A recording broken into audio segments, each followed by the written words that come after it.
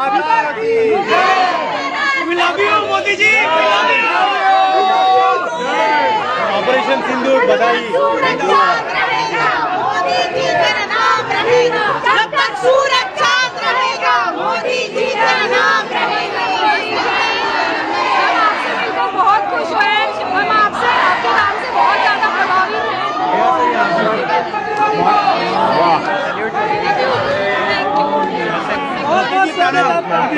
मोदी जी प्रणाम।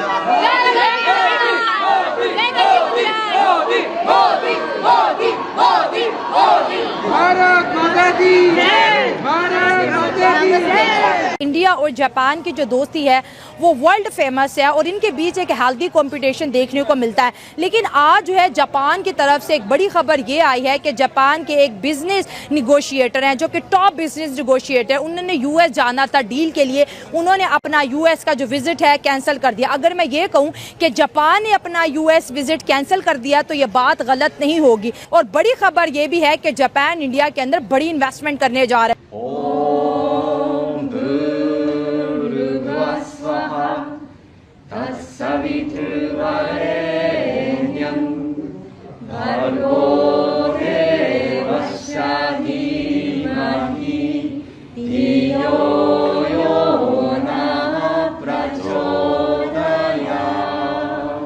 हिंद दोस्तों, नरेंद्र मोदी जापान के दौरे पर हैं और जापान में किस तरह से भव्य स्वागत हो रहा है। जब तक सूरज चांद रहेगा मोदी तेरा नाम रहेगा, इस तरह के स्लोगन वहां पर बोले जा रहे हैं। भारत माता की जय जयकार से पूरा जापान कांप उठा है। दरअसल अगर आप देखें, नरेंद्र मोदी जहां पर भी जाते हैं अपने डायस्पोरा से जरूर मिलते हैं और यहां पर नरेंद्र मोदी का जो भव्य स्वागत हो रहा है इससे अमेरिकन को खुजली तो लगी है। और वहीं जापान ने $550 बिलियन की जो डील थी अमेरिका के साथ उसको कैंसिल कर दी है।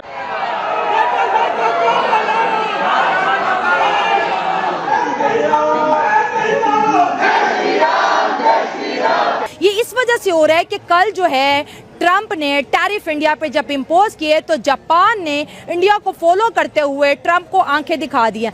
जापान इंडिया को सीखते हुए, इंडिया को फॉलो करते हुए आज यूएस को आंखें दिखा रहा है और दुनिया भर के आर्टिकल्स इसके ऊपर लिखे जा रहे हैं कि जापान ने यूएस का जो विजिट है वो अपना कैंसिल कर दिया। ये पोज नहीं हुआ जनाब, कैंसिल हुआ। और हो सकता है इंडिया के बाद दूसरा नंबर जापान का हो जो कि ट्रंप टैरिफ के अगेंस्ट रेजिस्टेंस शो करे। और ये भी हो सकता है जापान के बाद चाइना आए और ये पूरा जो टैरिफ वाला जो सिस्टम है ये कोलैप्स भी हो सकता है क्योंकि इंडिया ने इसकी पहली ईंट रख। टैरिफ का एक नतीजा ये है कि इंडिया के जो मैन्युफैक्चरर्स है वो शायद अब अमेरिका को उतनी क्वांटिटी में चीजें एक्सपोर्ट नहीं कर सकेंगे।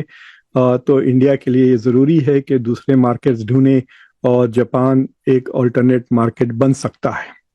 तो वहां पे उनकी मुलाकात शिगेरो इशिबा से होगी जो जापान के प्राइम मिनिस्टर हैं और कई मुद्दे वहां पे डिस्कस किए जाएंगे। प्राइम मिनिस्टर इशिबा $68 बिलियन का इन्वेस्टमेंट इंडिया में वो अनाउंस करने वाले हैं। It will be nearly doubling, जो पहले अभी तक जापान करता आया है उससे ज्यादा डबल। जो तीसरी चीज ये है कि एक बुलेट ट्रेन का प्रोजेक्ट है, मुंबई से अहमदाबाद की जो बुलेट ट्रेन जाती है उसके बारे में अनाउंसमेंट्स होंगे और 2030 तक ये ट्रेन आ जाएगी। तो उसके डिस्कशंस और प्रोजेक्ट के फाइनलाइजेशन इस ट्रिप में हो जाएगा। कि ठीक है, इंडिया के लिए अभी इस तरह का कोई ऐसी बात नहीं है, पूरी दुनिया बड़ी बड़ी है। हाँ। अगर उसने चीजें एक्सपोर्ट करनी है अमेरिका में नहीं हो रहा, पूरी दुनिया के अंदर और भी तो ममालिक है, यूनाइटेड किंगडम है, ये आपका सऊदी अरेबिया है, यूएई, ओमान वगैरह बहुत ज्यादा यहाँ पे चाहिए वो कहीं भी एक्सपोर्ट कर सकता है। उसको भी मेरी नजर में इतना ज्यादा पावरफुल होने की जरूरत नहीं है, नहीं होता नॉट एट ऑल। मतलब इंडिया के पास अगर एक्सपोर्ट की पावर है तो यूएस में नहीं होता तो कोई टेंशन नहीं। अगर मुझे पूछा जाए अगर मेरे लिए एक मार्केट बंद है, मेरे लिए दूसरी मार्केट तो खुली है। बिल्कुल तो दगने की जरूरत ही नहीं है भाई, ठीक है नहीं करना ना करो। तो अभी आप जापान ने भी यूएस को आंखें दिखाई हैं, पहले इंडिया ने दिखाई अब जापान ने दिखाई। तो लोग कह रहे हैं कि इंडिया ने एक स्केल सेट कर दिया है कि यूएस को कैसे डील करना है।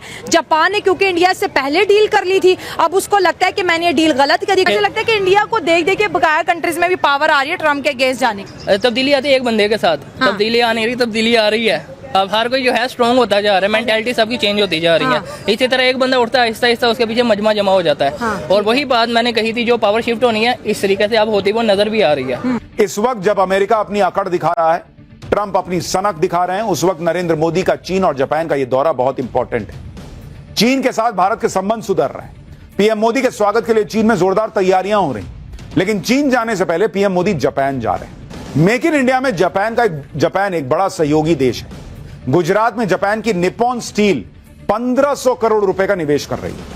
आंध्र प्रदेश में निप्पॉन इंडिया 5600 करोड़ रुपए से स्टील प्लांट लगा रही है। सुजुकी मोटर्स ने गुजरात में 35,000 करोड़ रुपए के नए प्लांट की घोषणा की है। सुजुकी मोटर्स ने अपनी प्रोडक्शन लाइन को बढ़ाने के लिए 3200 करोड़ रुपए के निवेश का भी ऐलान किया है। टोयोटा किर्लोस्कर कर्नाटक में 3300 करोड़ रुपए और महाराष्ट्र में 20,000 करोड़ रुपए का निवेश करेगा।